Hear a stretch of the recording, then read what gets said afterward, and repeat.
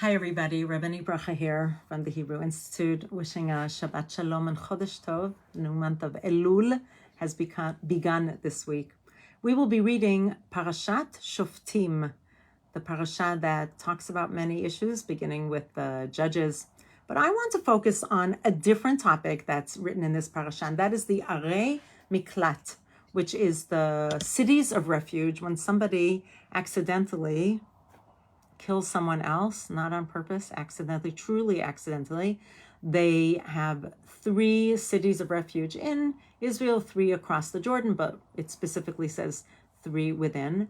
And there's a beautiful teaching in the Gemara that I would like to share with you about these cities of refuge, because the people from the family of the person who was killed accidentally are not allowed to touch those who go to the cities of refuge to find refuge there. But listen to what the Gemara says about what these cities should look like. They shouldn't be huge cities, but they shouldn't be teeny. They should be something in the middle. They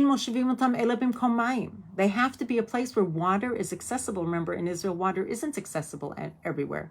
If there's no water there, we have to make sure that there's a water supply. Ela b'makom shvakim, place where there are marketplaces. Ve'ein moshvim otam ela b'makom uchlusin. It has to be in a populated area, not one which is arid and does not have people there.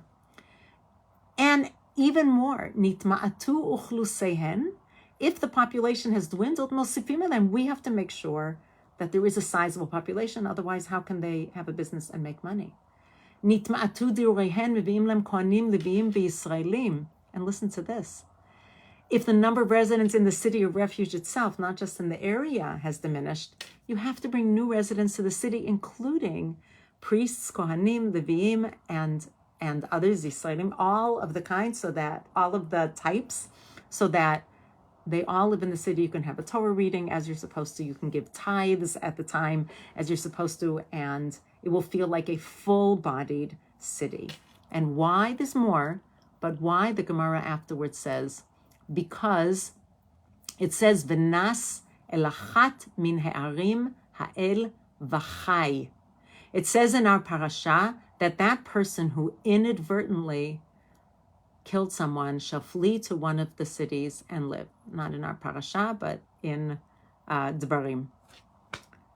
And I was thinking, that feels like such radical kindness. This is an unusual situation. We're creating cities. The onus is on those living in Israel, when there is sovereignty in Israel, to create cities of refuge, thinking of those unusual situations when somebody truly accidentally, one of the examples is that the head of the axe flew off and somehow hit someone. I guess it's possible in other ways that I can't imagine right now. But those people need to be protected, but it's so much more than being protected. We have to give them a viable way to live. We don't have cities of refuge today, but we can offer people warmth and places of refuge in our hearts, and offer radical kindness to people, even when they seem to be in some sort of trouble, even if they seem to have done something that steps off the narrow path, even if it's inadvertent, even if the narrow path meaning of justice and values that we hold so dear. Even if something happened, maybe not their fault, that pulled them off the narrow path of feeling safety and having livelihood, we need to show radical kindness. And I want to offer that thought, taking it from the Arei Miklat, the cities of refuge. May this be a Shabbat when we think about what it means to offer radical kindness to the other. Wishing everyone a Shabbat Shalom.